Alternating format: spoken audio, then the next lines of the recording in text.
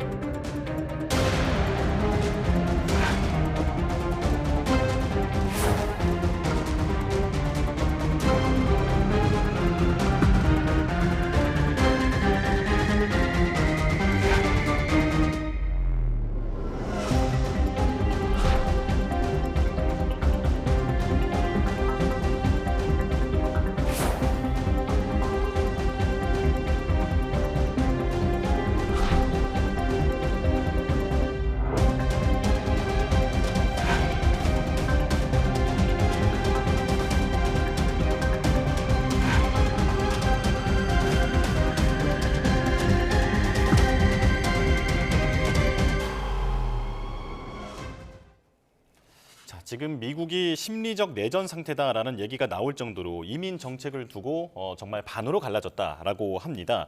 일단 트럼프 대통령이 이렇게 강경하게 이민 정책을 밀어붙이는 그 이유가 궁금한데요.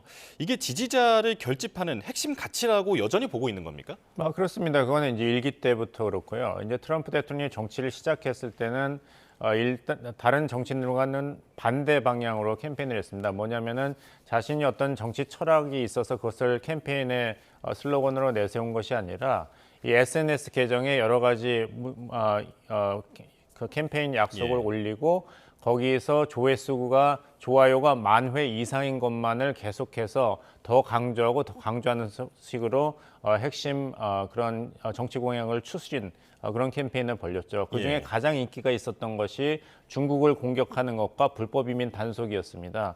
이것이 이제 전임 조 바이든 행정부의 실책 중에 실책으로 공화당 지지 세력이 이제 강조했던 부분이기 때문에 정치적인 계산에서 이것을 계속 강조할 수밖에 없고, 또 트럼프 대통령은 선거 캠페인 동안에 펜실베니아 총격으로 사망할 뻔했지 않습니까?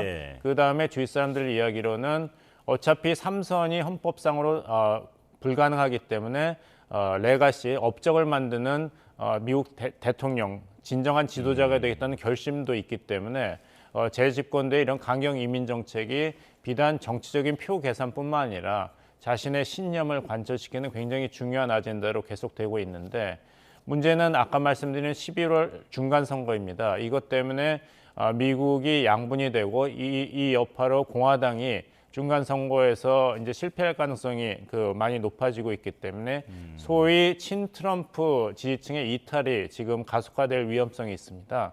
그 다음에 어떻게 할 것인가? 우리나라 이제 현대라든지 LG솔루션 근로자들도 불법 이민 단속에서 불법적으로 체포당했지 않습니까?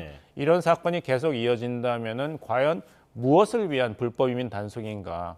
불법 이민 단속하고 미국의 제조업을 부활하겠다고 했는데 이 두 가지 정책이 상충이 계속될 때 과연 트럼프 대통령은 어떤 결단을 할 것인가? 지금은 둘 다 중요하다는 굉장히 이제 일반적인 자기 변호에 멈추고 있는데, 이런 식으로 강경 이민 정책에 대한 여러 가지 논란이 계속된다면, 그리고 거기에 더해서 아까 말씀드린 경제 위기가 일반 서민들의 고통을 느끼는 수준까지 된다면은 트럼프 표의 이런 미국을 다시 위대하게 만들겠다는 정책에 대한 국민적인 지지는 계속 감소할 수밖에 없습니다. 트럼프 대통령의 현재 정치적 입지가 얼마나 지금 위태로운 상황인가를 그 진단이 좀 듣고 싶은데요. 지금 보면 대외 이슈를 끊임없이 발생을 시키고, 그리고 국내적으로 보면 앞서 말씀해 주신 그런 경제 문제 관련해서 신용카드 이자율도 10%로 갑자기 묶어버리질 않나, 여러 가지 총력전을 펼치는 듯한 느낌인데 상당한 정치적 위기감을 느끼고 있는 것 같거든요. 어떻게 보십니까? 이제 시스템적으로 그런 것을 경제도 다루고 외교안보도 다뤄야 되는데 일관성이 없는 것이죠. 우리는 이제 정권 교체를 지향하지 않는다. 조지 W 부시 행정부가 미국을 지난 20년 동안 이라크 전쟁, 아프가니 전쟁으로 끌고 들어가서 미국이 쇠퇴하게 되었다. 우리는 절대 팽창주의적인 외교안보 정책을 하지 않겠다고 얘기했는데 그 다음에 이란 핵시설을 공습하고 또 베네수엘라 가서 마두로 대통령을 체포하고 그린란드도 우리가 가져가겠다는 식으로 팽창주의 정책을 하고 있기 때문에 이게 앞뒤가 맞지 않습니다. 예. 그렇기 때문에 과연 트럼프 대통령이 얼마나 버틸 수 있는지 트럼프 대통령이 징검다리 재선 대통령이 될 수 있었던 것은 그 전임 조 바이든 대통령이 경제 살리기에 실패했기 때문입니다. 그때 조 바이든 대통령이 뭐라고 변명을 했냐면 트럼프 일기 때는 더 어려웠다. 그래도 이 정도는 내가 잘해서 미국 경제가 버틴 것이다 그랬는데 유권자들이 이 바이든 대통령의 그런 설명을 받아들이지 않고 트럼프 대통령에게 기회를 줬죠. 근데 지금 트럼프 대통령의 발언을 보면은 그때 조 바이든 대통령의 변명과 똑같습니다. 예. 지금 여러분이 고생하고 있는 거는 전임 바이든이 4년 동안 망쳤기 때문이고 내가 집권을 해서 그나마 생필품 가격도 내렸고 먹고 살 수 있는 것이다 얘기하는데 유권자들이 더 받아들이지는 않거든요. 아니 1년이 지났는데도 경제가 이렇게 어렵다는 거는 전임 바이든 대통령의 잘못이라고 전적으로 볼 수는 없지 않는가. 뭔가 이 트럼프 행정부가 관세 정책도 그렇고 잘못하고 있고 능력이 없어서 그런 건 아닌가 비판이 나오고 있거든요. 근데 계속해서 아닙니다. 뭐 숫자는 좋습니다. 미국 증시가 뭐 굉장히 호황입니다. 이런 얘기를 하는데 그건 숫자에 불과한 것이지 이 피부로 느끼는 서민들의 체감 경제는 굉장히 안 좋은 상황이기 때문에 트럼프 대통령이 어떻게 이 유권자들을 설득할 것인가.